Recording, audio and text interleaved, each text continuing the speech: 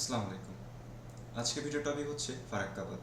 ফারাক্কাবাদ গঙ্গা নদীর উপর অবস্থিত একটি বাঁধ। ভারতের পশ্চিমবঙ্গ রাজ্যের মালদা ও মুর্শিদাবাদ জেলায় এই বাঁধটি অবস্থিত। 1961 সালে এই বাঁধের নির্মাণের কাজ শুরু করা হয়, শেষ হয় 1975 সালে। সেই বছর 21শে এপ্রিল থেকে বাঁধ চালু করা হয়। ফারাক্কাবাদ 2240 মিটার বা 7350 ফুট লম্বা, যেটা প্রায় $1 বিলিয়ন ব্যয়ে সোভিয়েত রাশিয়ান সহায়তায় বানানো হয়েছিল। বাঁধ থেকে ভাগীরথী থেকে হুগলি নদী পর্যন্ত ফিডার খালটির দৈর্ঘ্য 25 মাইল বা 40 কিলোমিটার। 1950 ও 1960-এর দশকে কলকাতা বন্দরের কাছে হুগলি নদীতে পলি জমা থাকায় একটি বড় সমস্যা হয়ে দাঁড়ায়। এই পলি ধুয়ে পরিষ্কার করার জন্য ফারাক্কাবাদ তৈরি করা হয়। শুষ্ক মৌসুমে জানুয়ারি থেকে জুন ফারাক্কাবাদ গঙ্গায় 40,000 ঘনফুট জল হুগলি নদীর অভিমুখে চলিত করে। হিন্দুস্তান কনস্ট্রাকশন কোম্পানি বাঁধটি তৈরি করে। বাঁধটিতে মোট 109টি গেট রয়েছে।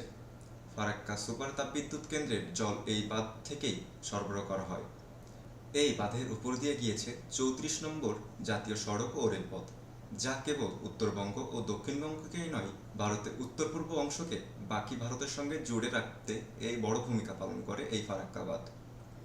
এই বাঁধের মুখ্য উদ্দেশ্য ছিল জলের অভাবে হারিয়ে যেতে বসা গঙ্গার শাখা নদী ভাগীরথী পুনরায় গঙ্গার জলে স্পষ্ট করে। দিন দিন নবায়তা হারিয়ে যাওয়া কলকাতা বন্দরকে পুনরূপে কার্যক্রম করে তোলা।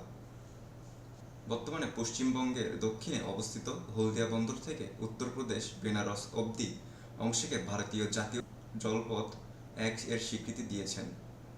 ফারাক্কাবাদ ভারতে তৈরি করা কলকাতা বন্দরকে পলি জমা থেকে রক্ষা করার জন্য। তৎকালীন বিভিন্ন সময়ে সমীক্ষা বিশেষজ্ঞের অভিমত প্রকাশ করে যে গঙ্গা বা পদ্মার মতো বিশাল নদীর গতি বাদ দিয়ে বিঘ্নিত করলে নদীর উজান ও ভাটি উভয় অঞ্চলে প্রাকৃতিক ভারসাম্য মারাত্মকভাবে নষ্ট হতে পারে ও হুগলি থেকে ভাগীরথী সংযোগ দেওয়ার জন্য ফিডার খাল খনন পরিকল্পনার কাজ শুরু করেন। পরবর্তীতে যা মূলত বাংলাদেশ ও ভারতের পশ্চিমবঙ্গ বিহার রাজ্যের ব্যাপক পরিবেশ বিপর্যয় ডেকে আনে। এটি প্রায় 18 কিলোমিটার লম্বা এবং মোহনপুরে অবস্থিত। জেনে আসা যাক ফারাক্কাবাদের ইতিহাস। ব্রিটিশ সরকার পল্লী সঞ্চয়ের কারণে কলকাতা বন্দরে জাহাজ ভিড়ানোর অসুবিধা লক্ষ্য করেছিলেন, কারণ হুগলি থেকে ভাগীরথী নদী ক্রমশ নবত্ব হারাচ্ছিল। 1851 সাল থেকে 1946 সাল অবধি কমপক্ষে 5টি সমীক্ষা করা হয়েছে কিভাবে গঙ্গার পানির এক অংশ ঘুরিয়ে হুগলি থেকে ভাগীরথী প্রবাহিত করলে পলি অপসারণ করা যায়। তৎকালীন ভারতের পশ্চিমবঙ্গে তদন্তিত চিফ ইঞ্জিনিয়ার শ্রী কাপিল ভট্টাচার্য এই পরিকল্পনার বিরোধিতা করে নিম্নরূপ অভিমত প্রকাশ করেন। পরবর্তীতে যেটি একটি বড় সমস্যার সম্মুখীন হতে হয়। মাওলানা ভাসানীর দীর্ঘ রাজনৈতিক জীবনে একটি উল্লেখযোগ্য ঘটনা হচ্ছে ফারাক্কা লং মার্চ সংঘটিত করা। মাওলানা আব্দুল হামিদ খান ভাসানী যখন হাসপাতাল থেকে ফেরার পর মাওলানা ভাসানী ঘোষণা দেন, ভারত যদি বাংলাদেশকে পানির অধিকার থেকে বঞ্চিত করে তাহলে তিনি লং মার্চ করবেন। তার এই কর্মসূচি যখন অনেকেই বেশ চমকে দিয়েছিল, এজন্যই 16ই মে রাজশাহী শহর থেকে লং মার্চ করার ঘোষণা দেন তিনি। কর্মসূচি বাস্তবায়নের জন্য 1976 সালে 2রা মে মাওলানা আব্দুল হামিদ খান ভাসানী প্রদান করেন 31 সদস্য বিশিষ্ট ফারাক্কা মিছিল পরিচালনার জাতীয় কমিটি গঠিত হয়। বিভিন্ন সময়ের জল বন্টন চুক্তি। ভারতকে পানি অপসারণে ব্যর্থ হয় বাংলাদেশ, এই বিষয়টি জাতিসংঘে উপস্থাপন করা হয়। কয়েকবার বৈঠকে উভয় দেশে 5ই নভেম্বর 1977 সালে একটি চুক্তি করে। চুক্তি অনুসারে বাংলাদেশ ও ভারত পরবর্তী 5 বছর 1978 সাল থেকে 1982 সালের জন্য শুষ্ক মৌসুমে গঙ্গায় পানি ভাগ করে। 1982 সালে অক্টোবর মাসে উভয় দেশ 1983 ও 1984 সালের পানি বন্টন একটি চুক্তি করে। নভেম্বর 1985 সালে আরও 3 বছরের জন্য পানি বন্টনের চুক্তি করা হয়। কিন্তু একটি দীর্ঘ চুক্তির অভাবে বাংলাদেশ তার দক্ষিণ পশ্চিমাঞ্চলের উন্নয়নের জন্য গঙ্গার পানি ব্যবহারে কোনো দৃঢ় পদক্ষেপ নিতে পারেনি। কোনো চুক্তি না থাকায় 1989 সালে শুষ্ক মৌসুমে ভারত একতরফা প্রচুর পরিমাণের পানি গঙ্গা থেকে সরিয়ে নেয়। ফলশ্রুতিতে বাংলাদেশের নদ নদীতে পানির প্রবাহের চরম অবনতি ঘটে। 1992 সালে মে মাসে দুই দেশের প্রধানমন্ত্রী এক বৈঠকে ভারতের প্রধানমন্ত্রী নাসিমা রাও এবং বাংলাদেশের প্রধানমন্ত্রী বেগম খালেদা জিয়াকে এই আশ্বাস দিয়েছিলেন যে ভারত বাংলাদেশকে সমান পরিমাণে পানি দেওয়ার ব্যাপারে সম্ভাব্য কিছু করবে। ফলে এর দুই দেশের মধ্যে কোনো মন্ত্রী বা সচিবের বৈঠক প্রয়োজন হয়নি। 1993 সালে মে মাসে যখন উভয় দেশের প্রধানমন্ত্রী আবারও মিলিত হন, তখন তখন ভারতের প্রধানমন্ত্রী বাংলাদেশকে দেওয়া তার কথা রাখতে ব্যর্থ হন। 1996 সালে ডিসেম্বর মাসে দিল্লিতে ভারতের প্রধানমন্ত্রী দেবগৌড় ও বাংলাদেশের প্রধানমন্ত্রী শেখ হাসিনা গঙ্গার পানির বণ্টনের চুক্তি সই করেন। বাংলাদেশের ক্ষয়ক্ষতি। শুষ্ক মৌসুমে গঙ্গার পানি অপসারণের ফলে বাংলাদেশের দক্ষিণ পশ্চিম অঞ্চলের জনজীবন বিপর্যয় হয়ে পড়ে। এতে বাংলাদেশকে কৃষি, মৎস্য, বনজ, শিল্প, নৌ পরিবহন, পানি সরবরাহ ইত্যাদি থেকে ব্যাপক লোকসানের সম্মুখীন হতে হয়। প্রত্যক্ষভাবে বাংলাদেশের প্রায় 300 কোটি মার্কিন ডলারের ক্ষতি হয়। যদি পরোক্ষভাবে হিসাব করা হয় তাহলে ক্ষতির পরিমাণ আরও অনেক বেশি হয়ে যাবে। বিস্তৃত অঞ্চল মরুকরণ। পদ্মার পানি প্রবাহের মারাত্মকভাবে কমে যাওয়ায় বাংলাদেশের উত্তর অববাহিকায়, বিশেষ করে রাজশাহী, চাঁপাইনবাবগঞ্জ ভূগর্ভস্থ পানির প্রথম স্তর 8 থেকে 10 ফুট জায়গা, বিশেষ করে 15 ফুট নিচে নেমে যায়। মৌসুমী বৃষ্টি ও এই স্তরের রিচার্জ করে কুলিয়ে উঠতে পারছে না বাংলাদেশ।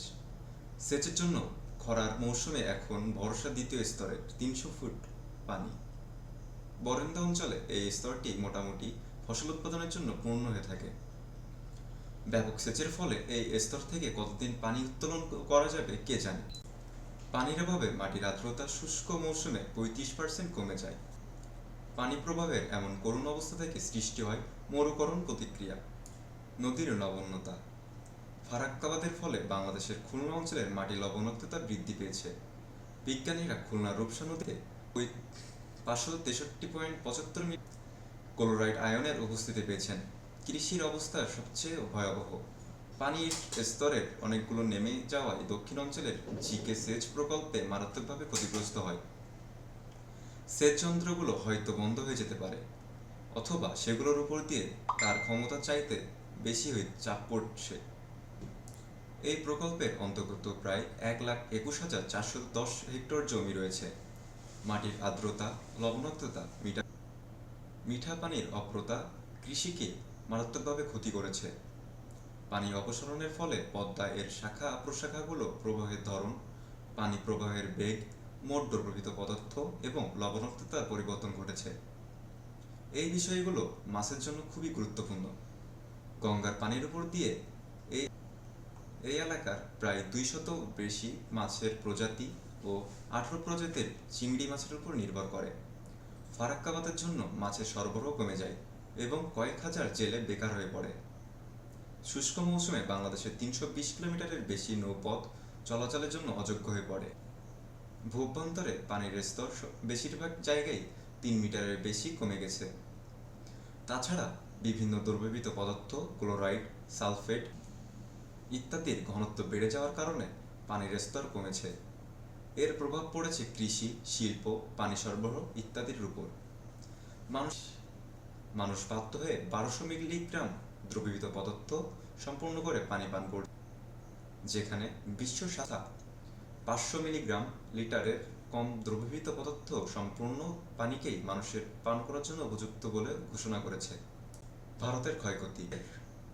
41 বছর আগে গঙ্গার উপর দিয়ে যখন ফারাক্কাবাদ চালু করা হয়, তার একটি প্রধান উদ্দেশ্য ছিল জলপ্রবাহ একটা অংশকে হুগলি নদীতে চালিত করে কলকাতা বন্দরকে পুনরুজ্জীবিত করা হবে।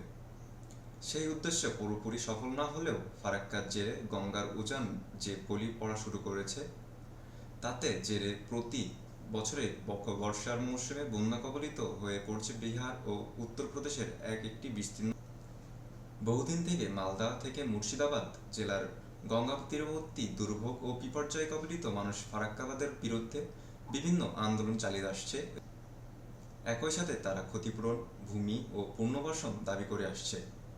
শুধু পশ্চিমবঙ্গ নয়, পার্শ্ববর্তী বিহার ফারাক্কাবাদের কারণে মারাত্মকভাবে ক্ষতির মুখে পড়েছে। সেখানে চলমান বন্যায় 10 লাখের বেশি মানুষ ও 2 লাখের বেশি ঘরবাড়ি ক্ষতিগ্রস্ত হয়েছে। বিহার রাজ্যে সরকারের দাবি, ফারাক্কাবাদের কারণে এই ক্ষয়ক্ষতি হয়েছে এবং প্রত্যেক বছর রাজ্য বন্যা ও নদী ভাঙনের শিকার হচ্ছে।